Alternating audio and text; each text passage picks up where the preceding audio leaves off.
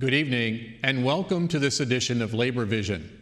This evening's show is part of our Legislative Issues series, hosted by Jim Parisi. I'm Bob Delaney, Executive Director of the Institute for Labor Studies and Research. Labor Vision, a production of the Institute, focuses on topics of importance to working Rhode Islanders. We hope you enjoy this evening's edition.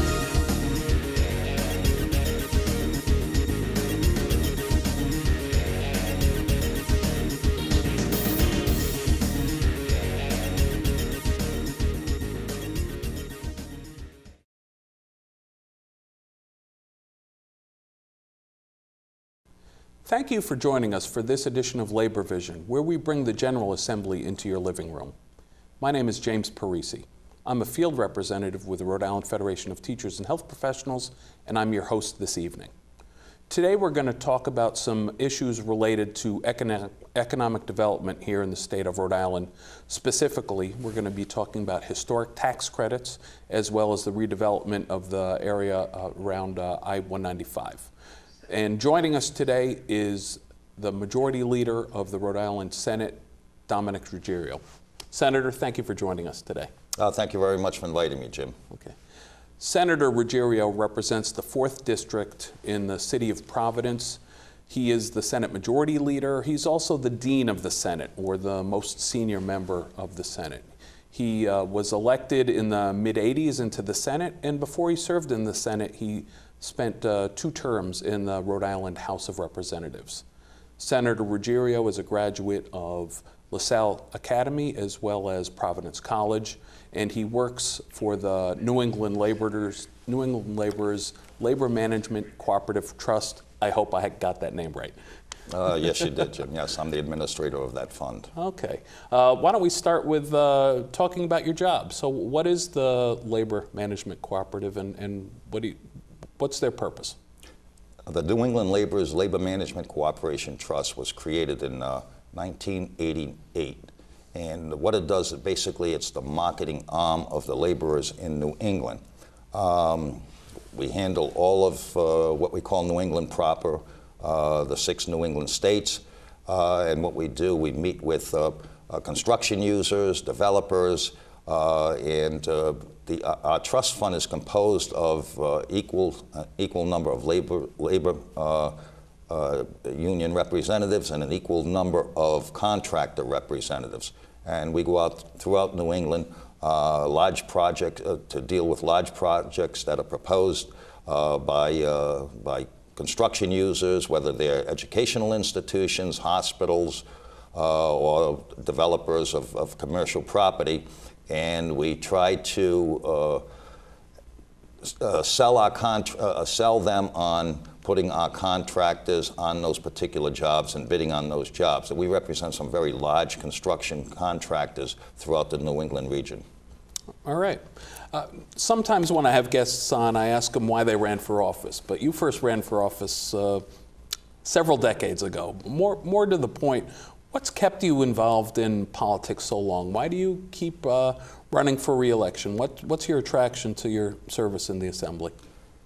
Well, in order to answer that question, I have to go back to the time when I was working for the Lieutenant Governor.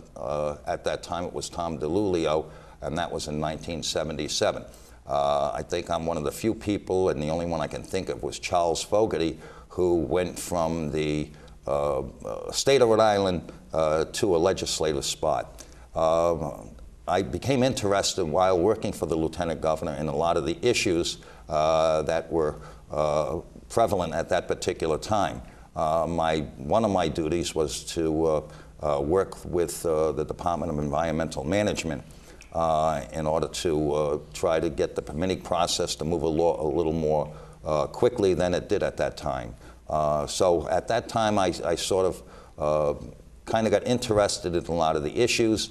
A seat became available in the 6th Representative District at that time. The individual was retiring, and he asked if I would be interested in running.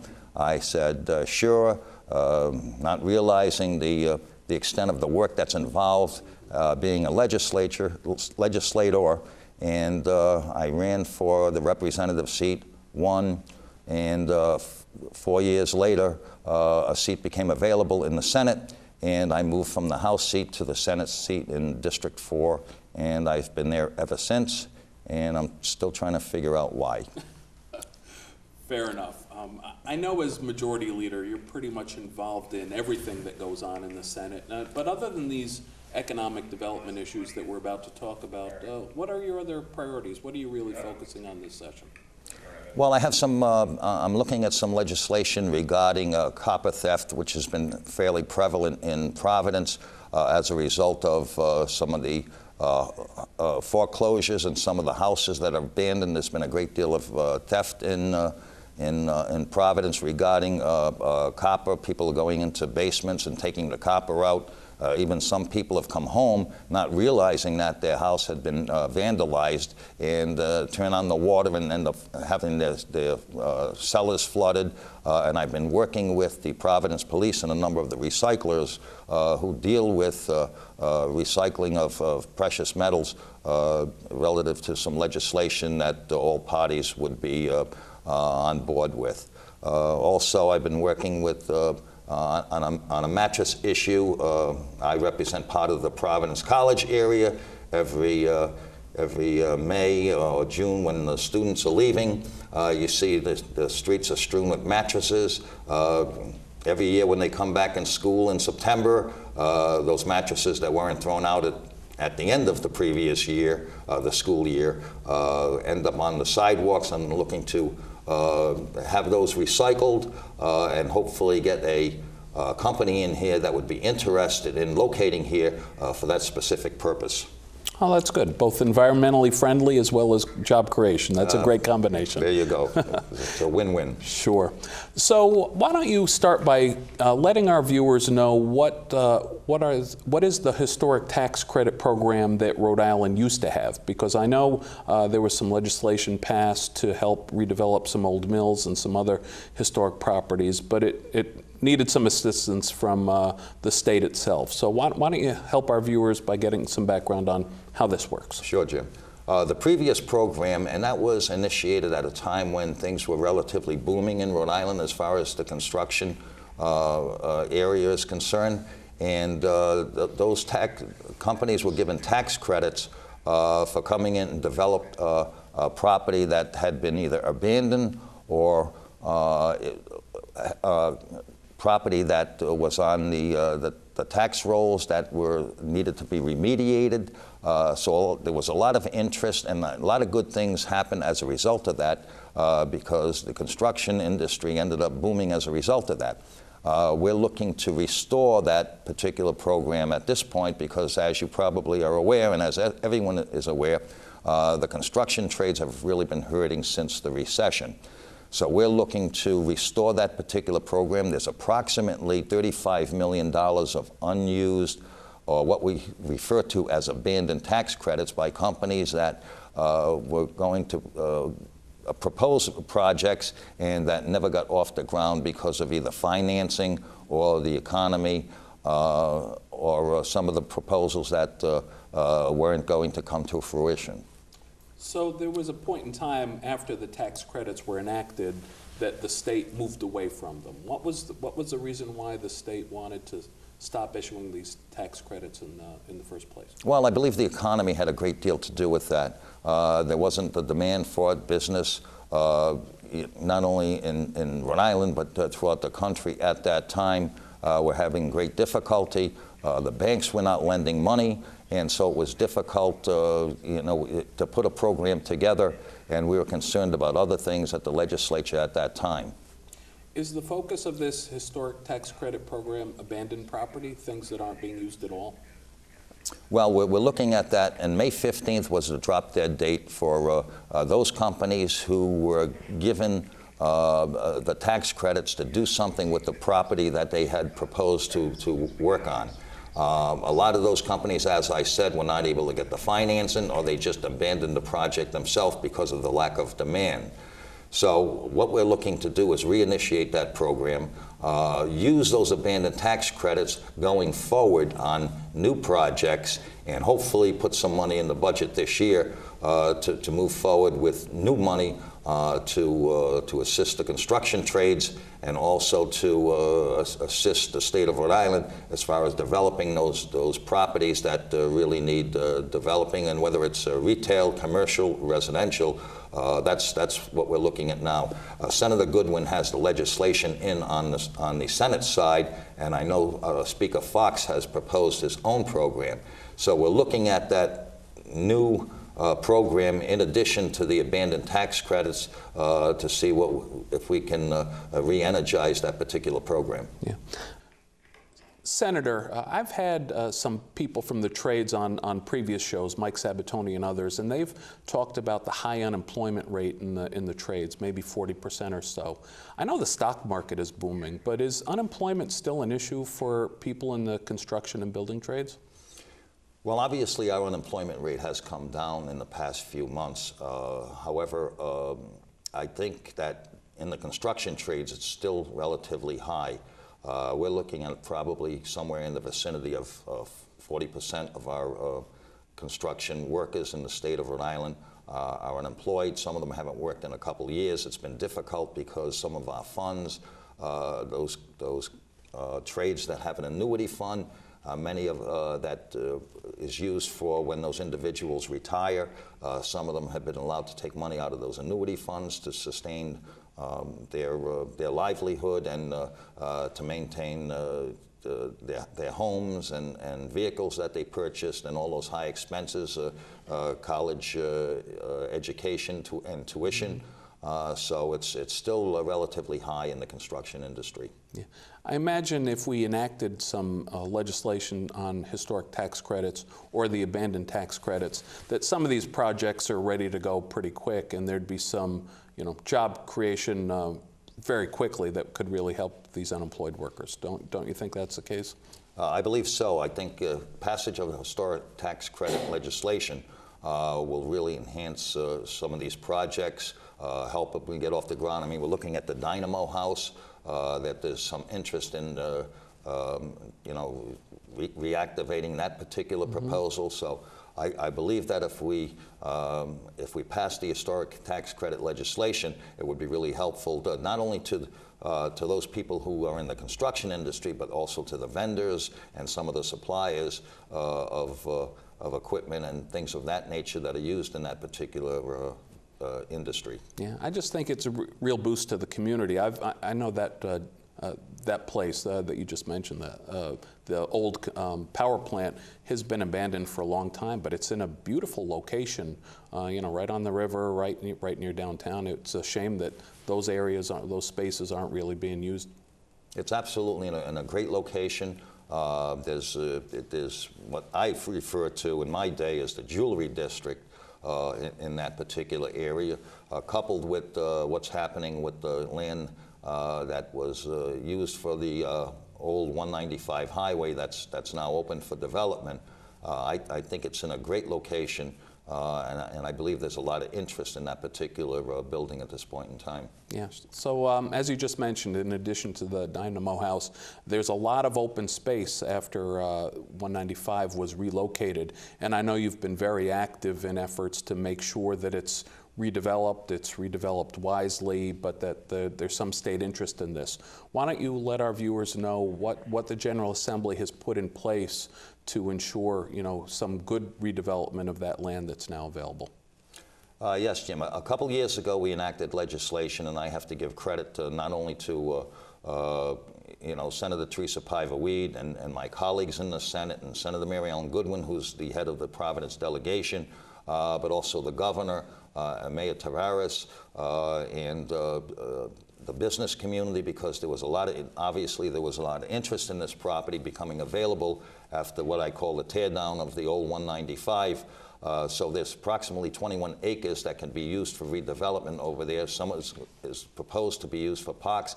I think coupled with the land in the Knowledge District, as they refer to the old Jewelry District now, I think there's about 40 acres that's available for redevelopment, and there's been a lot of interest from a number of entities to develop those parcels. So there's a commission that was created to help this redevelopment. What are they doing to ensure that the development makes sense and is workable for people? Well, the commission has been working about 2 years, and I can't give enough credit to not only Colin Kane, who's the chairman of that commission, but the other people on that particular commission, because they have put in an exorbitant amount of time dealing with this particular issue. I never expected that it would move as rapidly as it did, only because you're looking at infrastructure development, you're looking at the installation of utilities. It's basically creating a new area as far as putting in roads and things of that nature. So I think they've done yeoman's work as far as moving this thing along in a very quick manner. They just put on an executive director, and I'm really impressed by not only her credentials, but some of the things that she's done in both Boston area and in Providence. So I'm enthusiastic about how it's going. They've had a couple stumbling blocks as far as the legal counsel aspect, where they had to hire a new legal counsel, which, as you know, takes time because they have to go through the bid process. Right. They had to hire engineers. They had to get a budget. So they've had a number of obstacles that they've had to overcome in order to get where they are today. They just awarded a $13 million contract to one of our local contractors, Cardi Corp, to do some work on the infrastructure. And so I see things happening in a reasonable fashion at this point in time, and I know they're going to move forward because of the hiring of this executive director, who's going to be able to take a lot of the burden off some of the commission members. Yeah, it's terrific that things are moving as quickly as they are. So what kind of redevelopment do you anticipate? Is it going to be retail or residential or office space? What do you anticipate being developed in this downtown area? I anticipate that it's going to be mixed use. In order to bring businesses in, and what we're looking to do is do the meds and eds, as far as some educational institutions are interested in some of the property there. Some technology companies are interested in locating there. But in order to provide the appropriate infrastructure for them, you'll need restaurants, you'll need office space, you'll need retail. It's basically developing a new community within the city of Providence. So I envision that at this point in time, that you'll probably have a mixed-use type situation, and residential is certainly not out of the equation. So I think you'll probably see that type of community where it's sort of a Cambridge-type situation in Massachusetts and some of the things they've done, and I know that there's a lot of interest in that properties. So basically, I don't know exactly who's interested or what's going on or what other companies are interested, but I think it's a question of staying tuned, and I just hope that it's developed in a manner that I sat on a commission in Providence, and the process was very slow. But in the legislation itself, we've put in an expedited permitting process where normally it would take 18 to 24 months to get approval, the permitting approval, and would look to hone it down to between 45 and 60 days. So the ability of developers to move quickly is being helped by what the Assembly and what this commission are doing in the redevelopment area to move things along faster. Yes, so coupled with the Department of Transportation, the Department of Environmental Management has been absolutely terrific. The National Grid has been extremely cooperative as to some of the things that they've been doing in this area. So I'm kind of enthused with the coordination that has been going on between all the different CRMC, all the different entities have really stepped up to the plate to try to make this a quick and an easy process. Okay, well, that's terrific. So we have two major programs that you're working on this year, the historic tax credits and continuing work on the redevelopment of 195 to move economic development forward. I know the Senate has been particularly interested in the issue of jobs and economic development. A lot of different people have been working on it. We've got another minute or two left. Are there any other major economic development initiatives that you folks are working on that people should keep their eyes out for? Yes, obviously people have heard of our Moving the Needle package. We've had a number of proposals in there. The historic tax credit proposal also came out of that. So we've been moving forward. We're trying to actually make it easier for business to do business in the state of Rhode Island. I'm not sure if we'll get to the reduction of the corporate tax this year, only because of the deficit that we're facing in the budget of approximately $30 million. But that's one of the proposals that we're looking at this point in time, and there are a number of other initiatives that some of our senators are working on. So I think we're trying to help business and make it easier for business to do business in this state. So we don't get those terrible ratings that we've been getting over the years. And as people in the labor movement always say, when you help business out, you're creating good jobs, and that's what we're really looking for, is the creation of good middle-class jobs that keeps Rhode Island moving forward. Absolutely. It's all about job creation. Mm-hmm. Well, Senator, thank you very much for your time, and I look forward to having you on the show in the future where we can talk about how successful the historic tax credit program has been. Oh, thank you, Jim. Thank you very much for inviting me. Enjoyed it.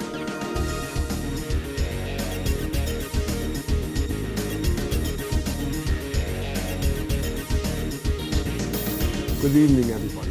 First of all, I'd like to thank Bob Delaney, the Executive Director of the Labor Institute, and his staff for providing the short video outlining our rich history in the transit industry in the state of Rhode Island. As the President Business Agent of the Amalgamated Transit Union, Local 618, I'm honored to be able to lead this union at this historic moment in time. We have a great event tonight, celebrating our 100th anniversary. I want you to enjoy yourselves, enjoy the video, our guest speakers, and the meal, and to partake and participate in this monumentous moment. Thank you, and enjoy your night.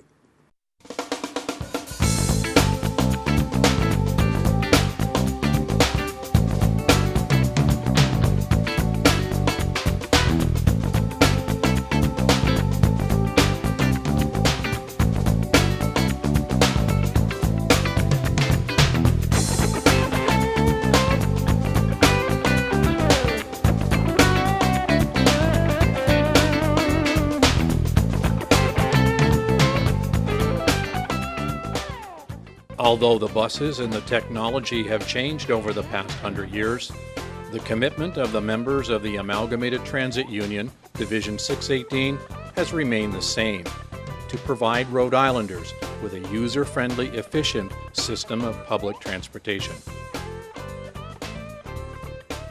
After the Civil War, there became a need for transportation, not only in Rhode Island, but it was growing nationwide, as an agricultural society changed over to an industrial power.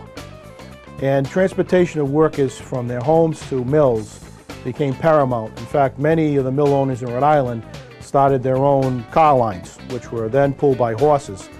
And the horses actually worked less hours than the men and were treated better. That led to the formation of transit unions around the country. And in Providence, there was several tries, the first beginning in 1894, which failed. 1894 was exactly the same time they went to electrification of streetcars.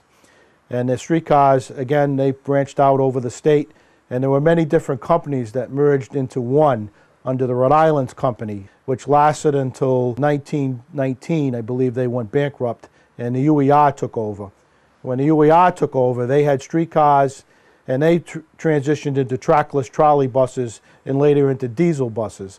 And Rhode Island had one of the larger trackless trolley fleets in New England. It was quite an operation. Division 618 was chartered March 20th, 1913. The Common had battled and fought to establish a union here in Providence for the better part of 20 years. Finally, to be organized and secure a contract with the Rhode Island Company. The company was making profits at the expense of its workforce. Days were long, up to 16 hours, with little or no pay guarantees. Often the common work split shifts, long periods of unpaid time off between shifts, and was subject to stand in open cars to face extreme weather conditions. Finally, in 1913, the union gained recognition and won higher wages and better working conditions. It also achieved an end to ethnic discrimination against Italians and Jewish workers. From that point on, the union and its members have achieved improvements in wages and working conditions. But as the number of automobiles increased, so spelled the end of streetcars and trackless trolleys. The union lost members, and by the late 1950s, transit companies around the country began to fail. And here in Providence, the trend of abandoned lines and service cutbacks were headline news. By 1964, the UTC was on the verge of bankruptcy. Division 618 went on strike, which resulted in a state takeover and established a new authority to oversee mass transit in Rhode Island. The Rhode Island Public Transit Authority and Division 618 continued to provide mass transit service to a new generation of commuters. This also resulted in the union negotiating steady improvements in wages and working conditions. When members of the union were laid off after the state takeover, 13C was used to save their jobs and restore lost wages. The union grew with the technology. As it changed, many jobs disappeared, like two-man cars that went to single streetcar operators and then the bus operators. But the work was still the same, moving people, moving commerce, and at the time they moved freight. Though we don't move freight today, we still are a vibrant part of Rhode Island's economy, and we move people to work, and 70% of our ridership is people going to work. We also help those people going into the job market for the first time. When they put their foot up on the first step of a bus, it's also a career change for them and gets them economic freedom. Transportation has been very important in all aspects of society, and RIPTA continues on today with the work that was started back in the 1800s. I am proud to be part of that and to be a representative of the union, which has done so much for not only the members of the union, but also the job we do is a big job in moving the riding public on a daily basis. The technology continues to change. We have much cooler buses today in the summer, and the air conditioning and heating system of first grade. Technology also allows buses to run on electricity today, as they once did, without a cable. And we are moving forward into the next level of buses, which are to come down the line, which might be totally battery powered. The natural gas buses have been tried here, and it's still not out of the realm of possibility. But with all that technology changes, requires the skill of the operators along with the skill of maintenance personnel to keep them running. And we are very proud of our heritage and the long service we have given to the state of Rhode Island and the citizens of Rhode Island. But especially to all those members who continue to do the work daily, and to the members who will come before us as we stand on their shoulders for all their accomplishments in making our lives better and more secure. Division 618 continues to be a champion for working people in the transportation and public safety industries. The goals have not changed from 1913 as we seek to work towards a shorter workday and livable wages, affordable and accessible health care coverage, a pension with dignity for our long years of service to the public. Our union seeks better working conditions and a peaceful way to resolve our disputes through a grievance and arbitration procedure. As we enter our second century, the challenges this union will face are yet to be revealed. Knowing that we have a rich history to draw strength from as we stand on the shoulders of the men and women who have come before us.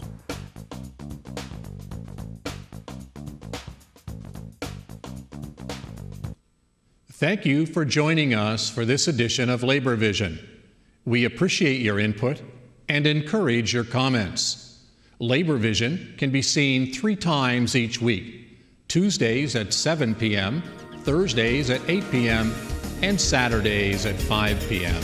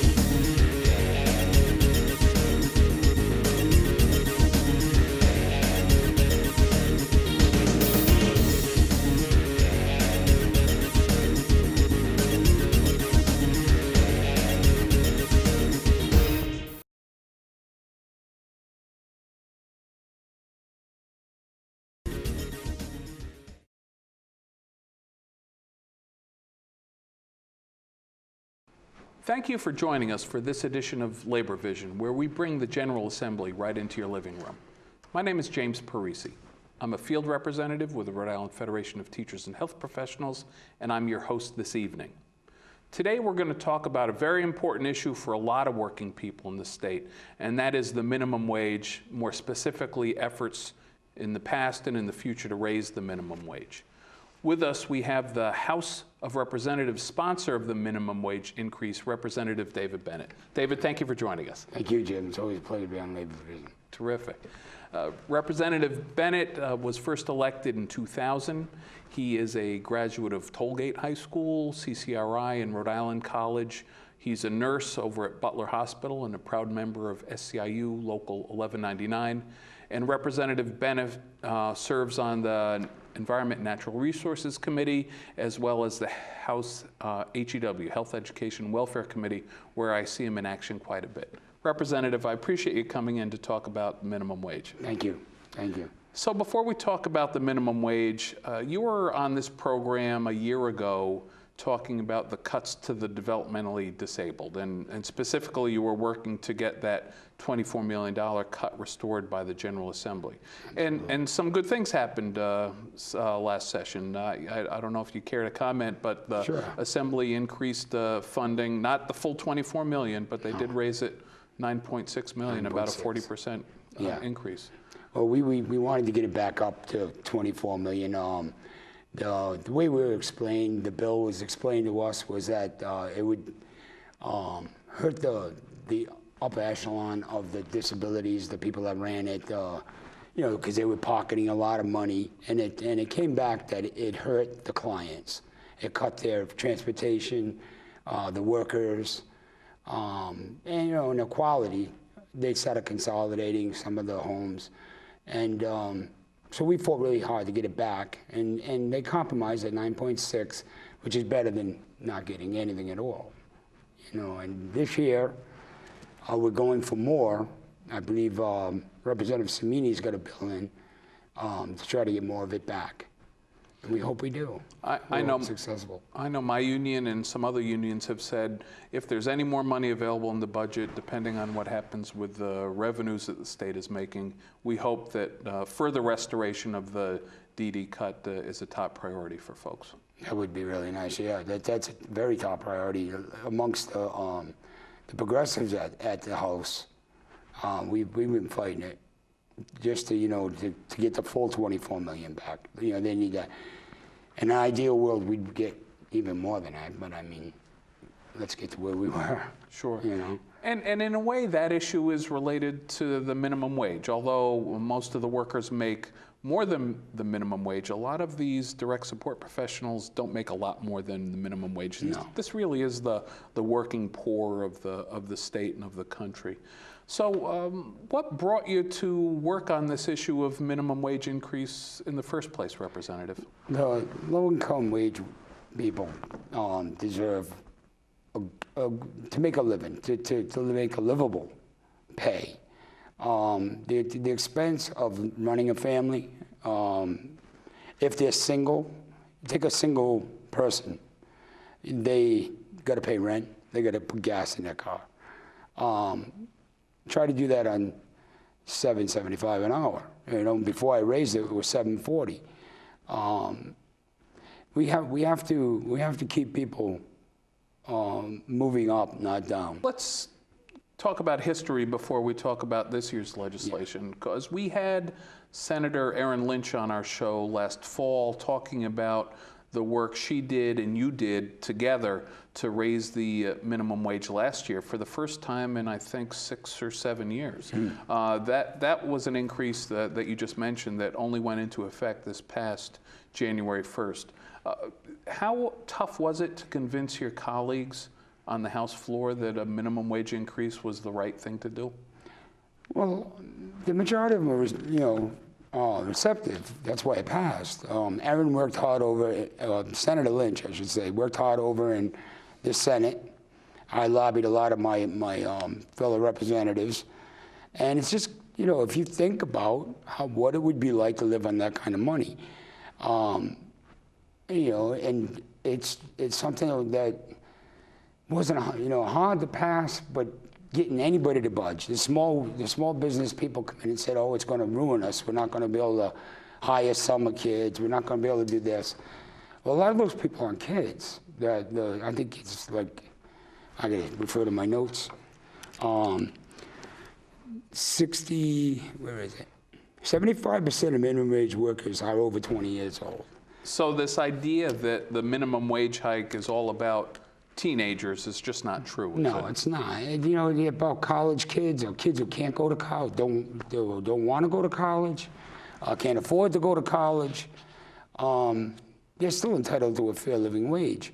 And, the steps we give them, like I said, boosts our economy. The bill that you and Senator Lynch first introduced last year not only raised the minimum wage, but it also called for an annual increase related to inflation, or the Consumer Price Index. That portion of the bill last year didn't come through at the end of the day, did it? No, we negotiated that. And in order for Aaron and I to get the bill up, we had to drop that part of it. This time, I've got an index on the 825, and hopefully they'll let this pass, and then it'll adjust itself. You won't have to see me here and talking about minimum wage. It'll take care of itself, and if it doesn't, I'll run more bills. So after last year's increase, the effective this January 1, you've put in a bill, and Senator Lynch has put in an identical bill that raises the minimum wage from $7.75 to $8.25. Is that right? Yes. And the bill also includes some kind of an index. Escalator? Yeah. Yeah, and it's an index that will follow inflation.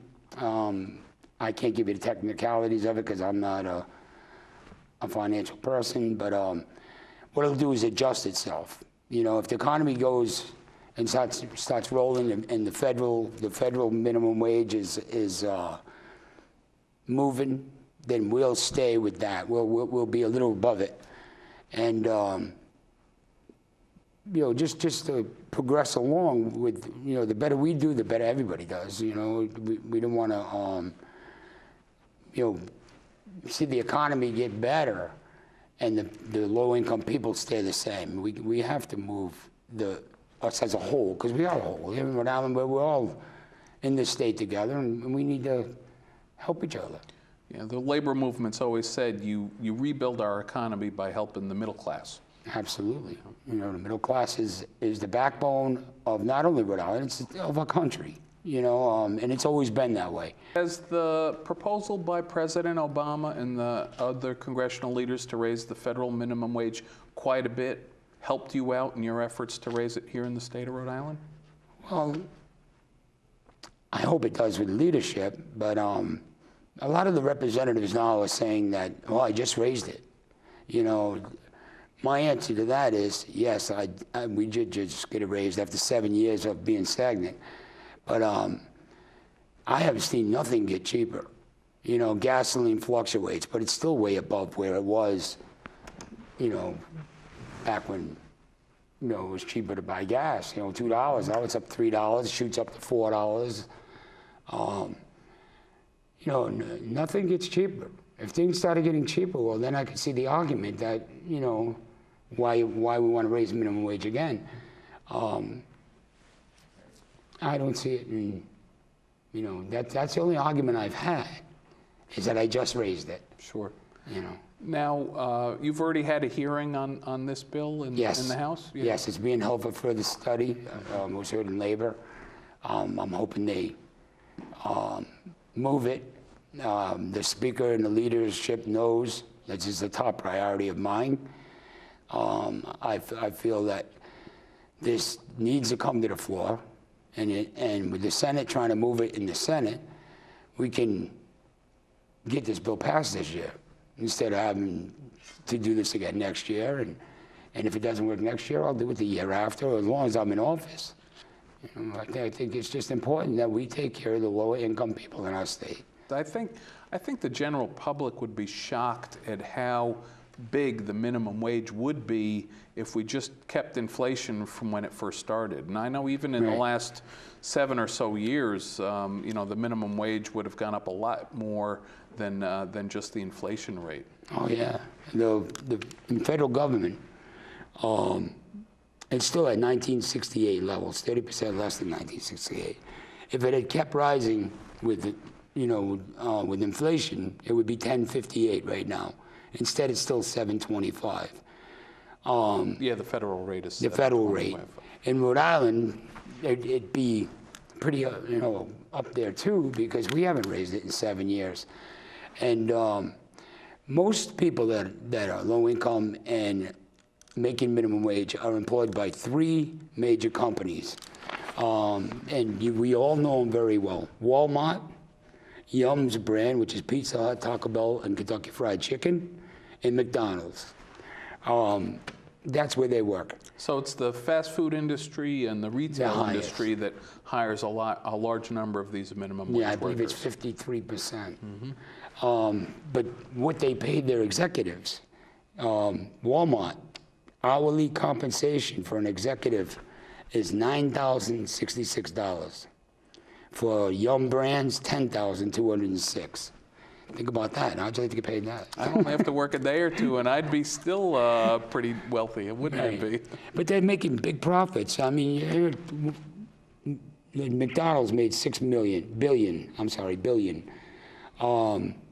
Walmart, 11.3 billion. Yum Brands, 1.2 billion. They're making their shareholders a lot of money. It's time that they, you know, help their employers. You know, and if it wasn't for the employers, they wouldn't be making this money. You know, I mean, I know the income disparity between the rich and the poor hasn't been higher in decades in America, and one way to get back to rebuilding the middle class is to ensure that the low-wage workers get a little boost, and I congratulate you for taking on this important issue and working on raising the minimum wage here in Rhode Island. Thank you, Jim. Yeah. Thank you. And you're confident that you might be able to get some movement on this issue this year? I'm gonna try my hardest. You know, I'm really hoping that they will listen. They will bring it up again this year to 825. But like I said, it's not going to go away, and I hope I don't go away. If I lose my representative's job, I'll still advocate for low-income people. There's just something I feel we need as a whole. You know, when the low income does better, the middle class does better, the rich get richer. You know, and we have to move it at the same paces. Right now, the rich are way up here, and the middle class is down here, and the low class is even farther down. You know. Well, the labor movement says the rising tide will raise all boats. Well, I certainly hope to have you and Senator Lynch give us a glowing report of 2 years in a row where Rhode Island Assembly has addressed the issue of minimum wage. Thank you again for coming on our show. Okay. And thank you for joining us for this edition of Labor Vision. Have a good evening. The third and final Eagle Award this evening will be presented by our very good friend and fellow Eagle Award recipient, Reverend Dwayne Clinker, to Patrick the Mighty Quinn. On his birthday.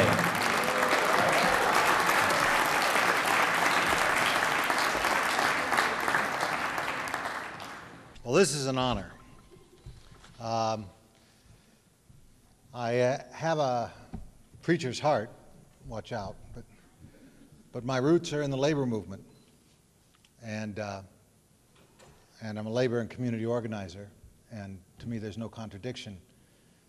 And I want to take you back to the mid-'80s in Local 76, a union local that was founded actually by George Nee, and the attempt there was to organize folks that nobody else really would organize, folks that wanted to try to make a drastic improvement in their lives, people that took care of people in nursing homes and worked in jewelry factories and were janitors and bus drivers and bus monitors. So we had a little office in South Providence, and I was the lead organizer, and this skinny kid walked in, and said he'd been sent there by Chuck Schwartz, and he wanted a job working for the labor movement. And I said, kid, we don't have any money to hire any organizers. And he said that was okay because he would like to volunteer and work for free. And I have been called stupid many times, but I am not that stupid. So I said, okay. And Patrick Quinn made himself invisible and invaluable at 6 a.m. or at midnight. I mean, we would paint our own building, and he would be out, with the mask on, scraping down to try to save $1 so our union could afford to look like we had a decent building. Patrick would do anything called on for the sake of the justice that he believed in. So, of course, it was a matter of a short time before he was actually hired. So here's his pedigree. He's married to a beautiful woman, Elizabeth, over here. He's got his parents here with him. I asked them for stories. They declined. His 2 children, Anna and Ben. He has a degree in labor relations from Cornell University and the New York State School of Industrial Labor Relations. By 1986, he was a union organizer and rep for Local 76. From then to 90, he was elected as an organizer in 1990, served until 2005, was the SEIU State Council Director from 2005 to 2010, and also served as Vice President of 1199 New England SEIU. But there's 2 things I want you to know about this man. Now, I'm going to use a word that means something today that meant something different back in the mid-'80s, and that's connected. Now, today, if you say somebody's connected, it means they might know Teresa Paiva-Weed. Back in the 80s, if you said somebody was connected, it meant a whole different thing. It meant that they were a part of, or claimed to be a part of, an invisible organization that could do some nasty things if you crossed them. So a lot of people in Rhode Island at that time were going around saying, I'm connected, or I know somebody that's connected. That's part 1.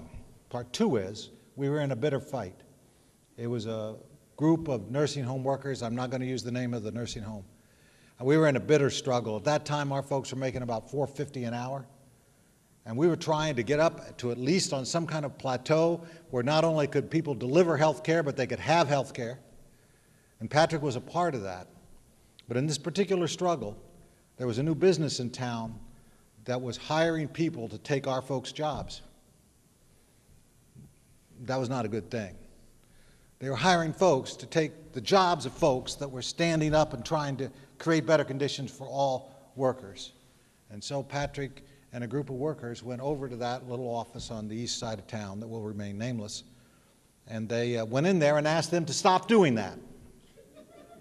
And I was doing something else, something important, I don't know. I got a call from a high-placed official. We'll just say his name was Joe. Joe said, Dwayne, what's Patrick doing?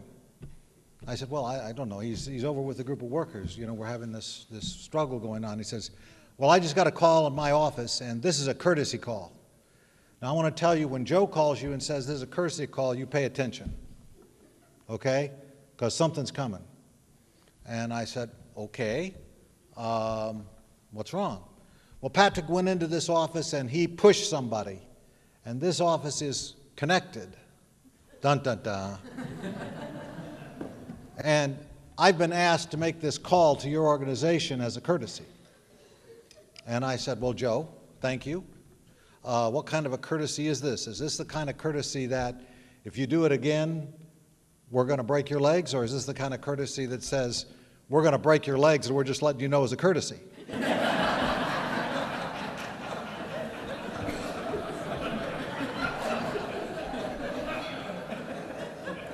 Joe said, I don't really know. So Patrick comes walking in with some story about how somebody shoved him and some papers fell on the floor. I actually believe Patrick. The workers made their point that day. Here's the part of the story I wanted you to hear. Now, we were in a bitter fight, and we had to figure out how to win that fight. And when somebody threatens you like that, usually you're tempted to take that into consideration. This man never flinched. I told him what happened, of course.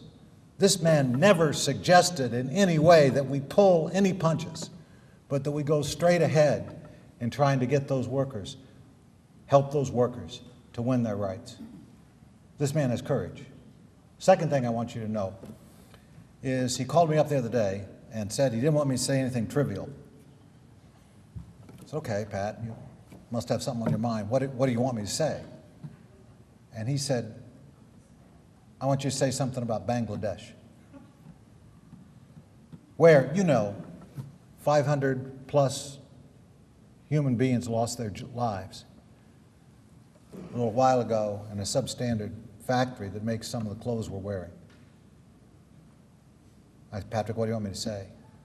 He said, I want you to say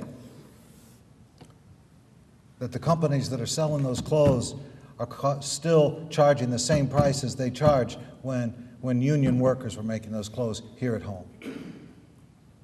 He suggested that maybe we should have a minute, just a moment of silence. Maybe we should. I wish we knew all those workers' names, and I wish we knew all the workers' names in Texas, and I wish we knew all the workers' names that died in that fire a couple weeks ago in the third world as well.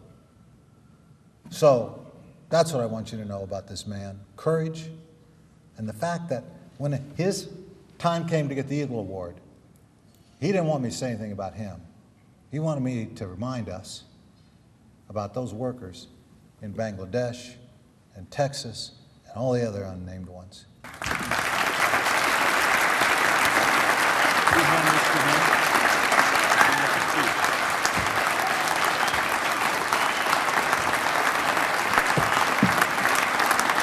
Great, thank you. Thank you very much. So, thank you, thank you, everybody. I think it was George that first called me up and said, we want to give this award. So I want to thank him. I want to thank the folks on the Institute board. I want to thank all the elected officials that are here tonight.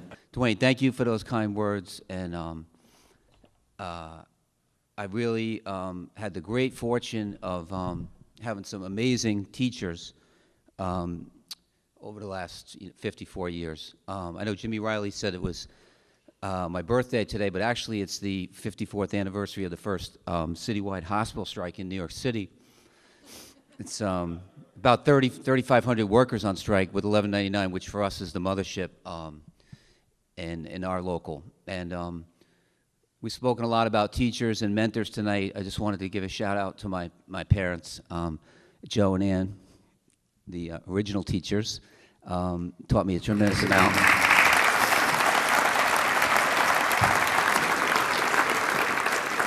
And the recognition of your peers is really, as far as I'm concerned, is the absolute best thing that you could receive in this type of work, because everybody knows it's a really hard job, and there's conflict built into it, and a lot of demands on your time. So to my immediate family, to my wife and my kids, Elizabeth, Anna, and Ben, you're not always in control of your schedule, and that creates a lot of demands, difficult to fulfill all of them, but they've been very patient and understanding over the years, so I really want to thank them for that.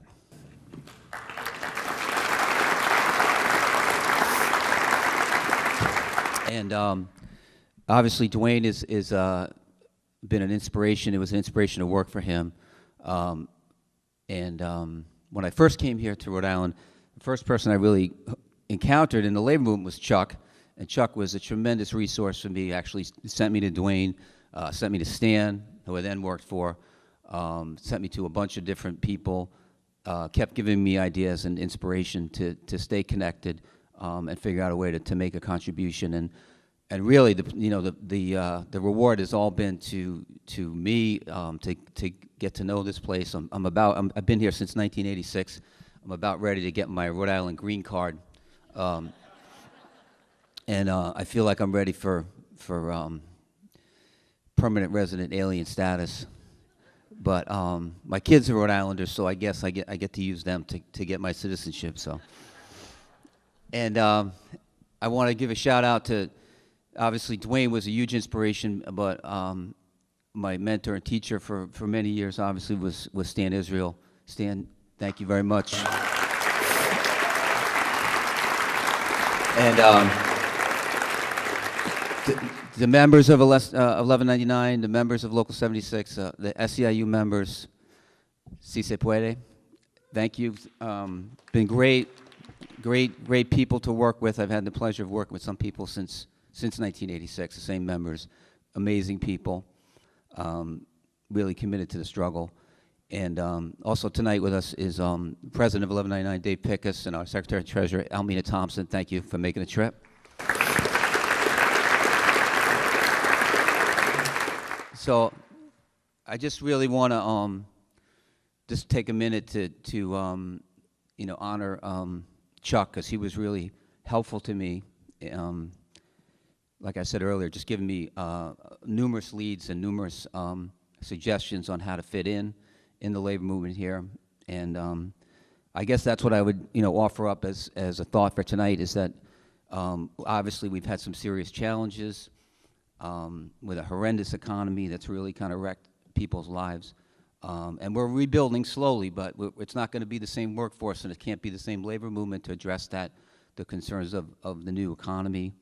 But whatever the issue is that moves you, whether it's comprehensive immigration reform, or it's lifting up the minimum wage, or it's figuring out a way to finally end all this misclassification and wage theft, I urge you to figure out how you can bring somebody else into that struggle, because that's what Chuck did for me. And then with Dwayne's help and Stan's help, and obviously some smack in the head every once in a while from the members about what was really important, I was able to get to this point. And I just want to thank everyone. I think it is a really, really unique institution, the Institute. I was trying to explain this to my family when they were, when I told them, I asked them to come up tonight, and they really didn't have a sense of what the Institute was about, because it has so many different characteristics. It's obviously, as the Commissioner said, it's higher ed, it's GED, it's workforce, it's stewards training. So it's really just a unique institution, and Rhode Island's a unique state, and just getting to know all of the labor leaders and the workers in this states, whether they're Cape Verdean or Liberian or Guatemalan or Salvadorian, or I mean, it just goes on. People from Ghana, Senegal. It's just an amazing place. Very difficult sometimes to figure out, but every time you think you got to figure it out, it changes on you. So I just want to thank everyone.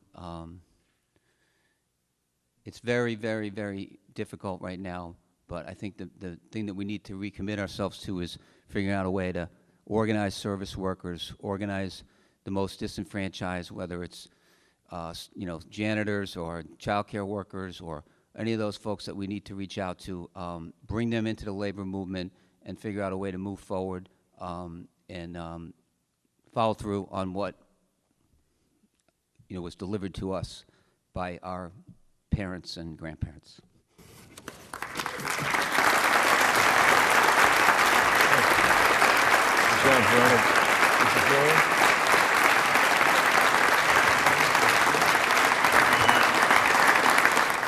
Thank you for joining us for this edition of Labor Vision. We appreciate your input and encourage your comments. Labor Vision can be seen 3 times each week: Tuesdays at 7 p.m., Thursdays at 8 p.m., and Saturdays at 5 p.m.